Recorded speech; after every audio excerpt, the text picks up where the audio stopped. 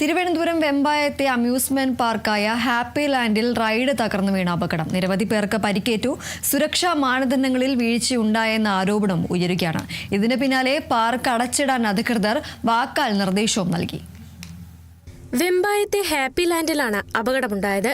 Challenger എന്ന പേരിലുള്ള റൈഡിന്റെ welding ഭാഗം പൊട്ടി തകർന്നു വീണതോടെയാണ് അപകടം.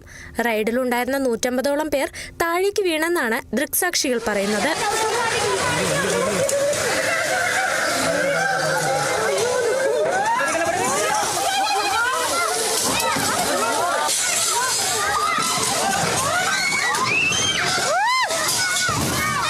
അപകടത്തിൽ തമിഴ്നാട് നാഗർകോവിൽ സ്വദേശികളായ ഒരു കുടുംബത്തിലെ 5 പേർക്ക് പരിക്കേറ്റു.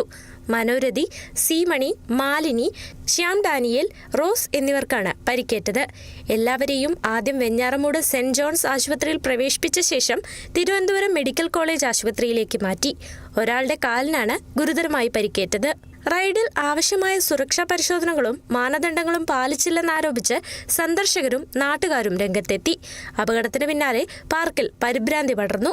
പോലീസ് സ്ഥലത്തെത്തി പരിശോധന ആരംഭിച്ചു. റൈഡിന്റെ സാങ്കേതിക തകരാറും സുരക്ഷാ വീഴ്ചയും കേന്ദ്രീകരിച്ചാണ് അന്വേഷണം പുരോഗമിക്കുന്നത്. Kerala vision news, Thiruvananthapuram.